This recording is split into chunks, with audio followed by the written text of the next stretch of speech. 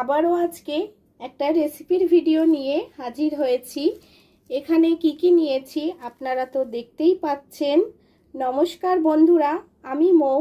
আমার এই ছোট্ট চ্যানেলে সকলকে স্বাগত। কাছে দূরে নতুন পুরনো সকলকে অনেক অনেক ভালোবাসা। আজকে পটল, আলু আর সোয়াবিন দিয়ে একটা রেসিপি তৈরি করব। সবাই ভিডিও জুড়ে সাথে থাকুন, স্কিপ করে দেখবেন না, ফুল ভিডিও ওয়াচ করবেন। রেসিপিটা তৈরি করতে আমি কি উপকরণ নিয়েছি একবার দেখে নেওয়া যাক। এখানে নিয়েছি সোয়াবিন 100 গ্রাম, এখানে রয়েছে পটল, আলু, টমেটো, পেঁয়াজ আর নিয়েছি টক দই।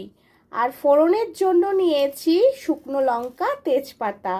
এইগুলো দিয়ে আমি আজকে পটল, আলু, সোয়াবিন দিয়ে রেসিপিটা তৈরি করব। আর মশলায় আছে আদা, রসুন, গুঁড়ো লঙ্কা, হলুদ গুঁড়ো, লবণ। আমি সোয়াবিনটা একটু সেদ্ধ করে নেব, তার জন্য গরম জল বসিয়েছি আর একটু লবণ দিয়ে দিলাম। আর এই বাটির সোয়াবিনগুলো আমি এই জলের মধ্যে দিয়ে দিলাম। আমি পটলগুলো ভেজে নেব, তার জন্য কড়া বসিয়ে দিয়েছি। রান্নাটা আমি সর্ষের তেলে করব। আমি সর্ষের তেল দিয়ে দিচ্ছি পরিমাণ মতো। পটলগুলো দিয়ে দিচ্ছি তেলের মধ্যে।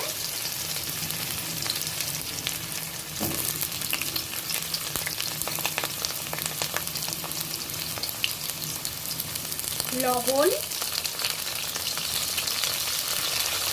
সামান্য হলুদ দিয়ে আমি পটলটা ভেজে নেব লাল করে। সবাই সাথে থাকুন, পটলটা ভেজে ফিরে আসছি। পটলগুলো আমার ভাজা হয়ে এসছে, এবার আমি তেল ঝরিয়ে তুলে নেব। পটল ভাজার তেলেতেই আমি আলুগুলোও ভেজে নেব।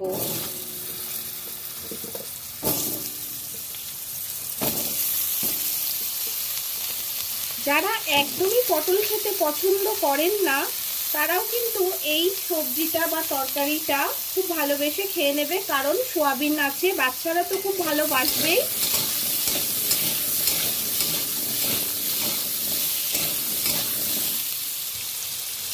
লবণ দিলাম। বাচ্চারা পটল না খেলেও সোয়াবিন আলুটা কিন্তু খুব ভালোবেসেই খাবে। আলুটা ভেজে ফিরে আসছি। আলুটা আমার ভাজা হয়ে এসেছে, এর মধ্যেই আমি সোয়াবিনটাও দিয়ে একটু ভেজে নেব। সোয়াবিনটা আমি জল ঝরিয়ে নিয়ে রেখেছিলাম।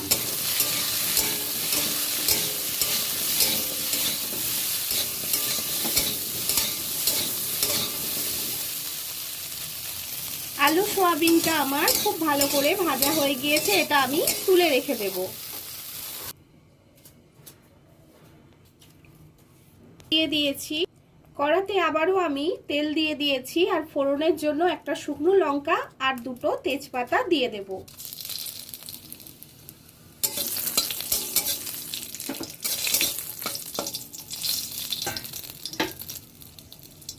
কুচিয়ে রাখা পেঁয়াজটা দিয়ে দিচ্ছি। আমি এখানে দুটো পেঁয়াজ মিডিয়াম সাইজের ব্যবহার করেছি।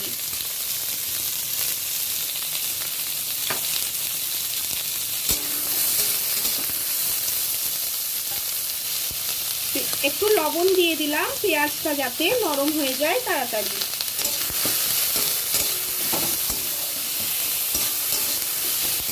কেটে রাখা টমেটোটা দিয়ে দিচ্ছি। একটা বড় সাইজের টমেটো ব্যবহার করেছি। আবারও একটু নেড়ে ছেড়ে নেব। গ্যাসের যা অবস্থা সবাই আমরা জানি, একটা রেসিপিতে দু রকমের যদি টেস্ট পাওয়া যায় ক্ষতি কি? গ্যাসেরও সাশ্রয় হয়ে যায়। এবার আদা রসুনের পেস্ট আমি দিয়ে দিচ্ছি। এবার খুব ভালো করে কষিয়ে নিতে হবে আদা রসুনের পেস্টটা, কারণ রসুনের একটা কাঁচা গন্ধ থাকে, সেটা থেকে গেলে তরকারিতে একদমই ভালো লাগবে না টেস্ট।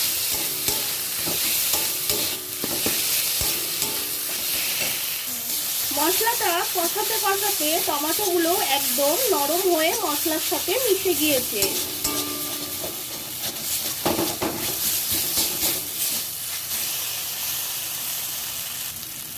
এবার আমি লঙ্কার গুঁড়ো আর হলুদের মিশ্রণটা দিয়ে দিচ্ছি, আবারও খুব ভালো করে কষিয়ে নেব।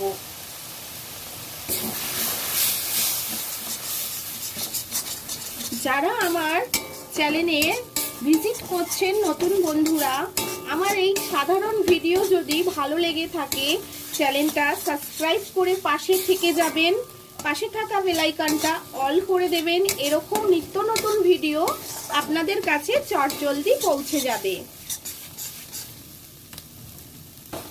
একটু জল দিচ্ছি ভালো করে কষিয়ে নেওয়ার জন্য।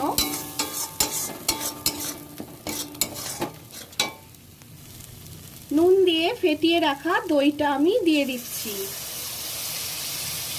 এই দইটা দেওয়ার কারণে এই সবজিটায় আরো টেস্ট আসবে। আর বেশিক্ষণ আমি কষাবো না।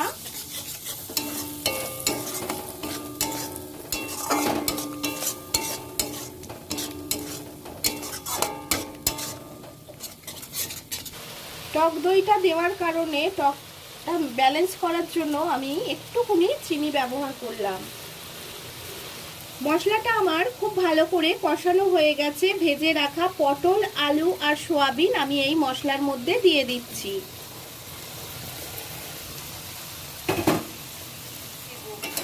পটল, আলু, সয়াবিনের সাথে মশলাগুলো খুব ভালো করে মিশিয়ে নেব।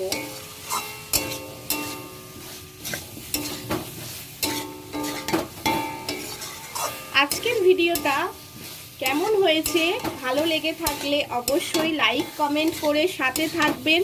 খুব যদি বেশি ভালো লাগে শেয়ার করে দেওয়ার অনুরোধ রইল।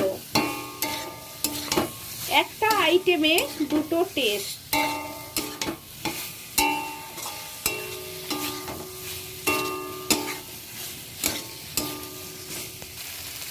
আমি ওপর দিয়ে জিরে গুঁড়ো দিয়ে দিচ্ছি, এটা ভাজা জিরে দিয়ে দিলাম। আবারও সব উপকরণগুলো একটু মিশিয়ে আমি ঝোলের জন্য জল দিয়ে দেব।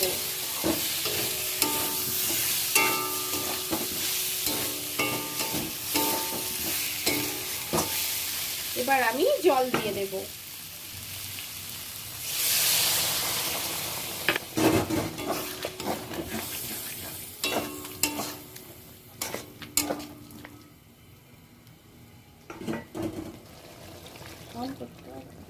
একটু লবণ অ্যাড করছি, লবণের পরিমাণটা কম হয়েছে।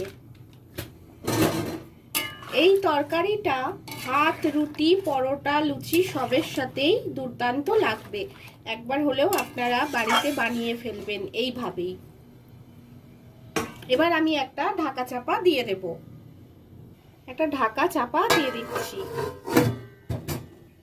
আমি ঢাকা চাপাটা খুলে নিয়েছি। আর দেখুন আমার রেসিপিটা সম্পূর্ণ রেডি হয়ে গেছে সয়াবিন, আলু, পটল দিয়ে। দেখুন একটু ঝোল ঝোল রেখেছি কারণ ভাত দিয়ে মাখিয়ে খাওয়ার জন্য। এবার কিছুক্ষণের জন্য আমি গ্যাস অফ করে স্ট্যান্ডিং মুডে রেখে দেব ঢাকা দিয়ে।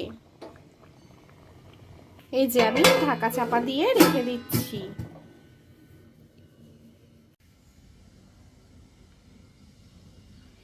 রেসিপিটা আমার সম্পূর্ণ রেডি হয়ে গিয়েছে। আর স্ট্যান্ডিং মুডে আমি রেখে দিয়েছিলাম, দেখতেই পাচ্ছেন এর ওপরে একটা সরের মতন পড়ে গিয়েছে। এটা এবার আমি একটা বাটিতে ঢেলে নিচ্ছি। এর ভিডিওটা যদি বন্ধুরা ভালো লেগে থাকে অবশ্যই চ্যানেলটা সাবস্ক্রাইব করে পাশে থাকবেন। আর যারা আমার চ্যানেলটা আগে থেকেই সাবস্ক্রাইব করে রেখেছেন তাদেরকে তো অনেক অনেক ভালোবাসা, অসংখ্য অসংখ্য ধন্যবাদ। ভিডিওটা আমি আজকে এখানেই শেষ করছি। সবাই ভালো থাকবেন, সুস্থ থাকবেন। আবারও নতুন একটা ভিডিও নিয়ে হাজির হব। ততক্ষণের জন্য সবাইকে টাটা, অনেক অনেক ভালোবাসা।